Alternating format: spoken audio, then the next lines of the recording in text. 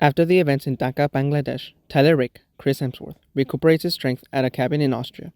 His retirement from mercenary work is altered when a mysterious man, Idris Elba, informs Tyler that his ex-wife's sister, Ketevan, Tinatan Dalakshvili, and her two children, Sandro, Andro Japartsi, and Nina, Mariami Kovsiavili, are being held captive in a Georgian prison by Davit Radiani, Tornike Ziava, a co-founder of the Nagazi group.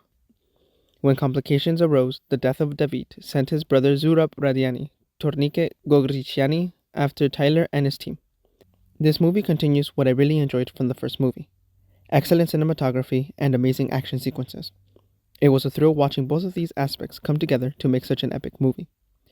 This movie succeeds not only with its action sequences, but bringing together the elements of a good story through structure. You have a flawed protagonist with inner conflict that gets resolved at the end, allowing the audiences to care for our hero. You have a heavily driven antagonist that stands in the way of our hero, that you root for his ultimate failure. While both sides value family and protection, both have different means to their actions, which causes either their victory or demise. We begin the movie with the ending events of the first movie. Tyler is shot in the neck and falls off the bridge into a river below. He is saved and taken to the hospital, where he questions why they brought him back from the dead. Relocated to a cabin in Austria by Nick, Goldschifte Farahani, and yes, Adam Bessa, Tyler is in a state of denial.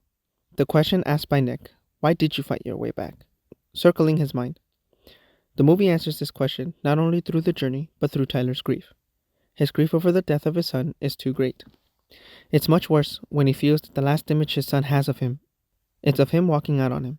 It wouldn't be until the end of the movie, where he finishes the job and finally gets closure, that the question is answered. In a tear-jerking scene, Mia assures Tyler that the last image their son had of his father was of him being brave and going out to save people. So apart from being an amazing action-packed movie, we have an inner conflict embedded in the story that helps our protagonist through the journey. Apart from protecting his family, his motivation comes from his inner conflict with his mistake of leaving a loved one. So, what makes this movie interesting and enjoyable? Not only is it its action, but the story of Tyler's grief and closure. It helps the audience connect with our hero, wanting to know how the story ends. Pair that with the intense situation our heroes undergo, and you have a very enjoyable movie. Having too much action can result in a movie from being boring or oversaturated, to the point where the audience cannot rest and keep up.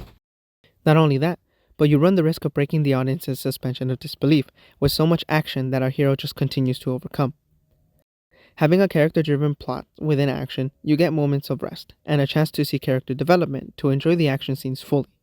Because sure, we might still enjoy it purely for its action scenes, but if there was no character development or motivations through fixing the flaws our protagonist has, Tyler would just be a generic person. And the story would bleed into a generic action flick.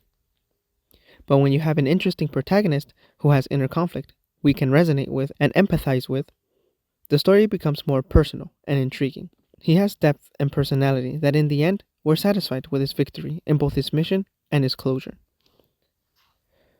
One aspect that really brings it all together is Sandro's relationship towards Tyler, as you can draw some similarities between Tyler and his son. When Sandro tells Tyler that at least his father didn't leave him behind, crushes Tyler because he feels he did that to his son. Not wanting to leave someone behind again, he stands up one more time to bring back Sandro in our Act 3, showing his love for family and continuing demonstrating how his son views him, while altogether not committing the same mistake of leaving someone behind. Overall, Extraction 2 was a very well-executed movie with various thrilling action sequences that kept you invested. The story is easy to follow. We aren't hindered by too many moving actions, and we aren't taken aback by the confusing storyline, because it's cohesive and comprehensive. There was a nice mix of character development, where they advanced the plot instead of its action. You follow along with our protagonist as he fights his way through multiple antagonists, being pinned down in several locations. We cannot help but be intrigued and invested. From the beautifully and well-executed long take to a heartfelt, flawed protagonist, the movie was very enjoyable to see from beginning to end.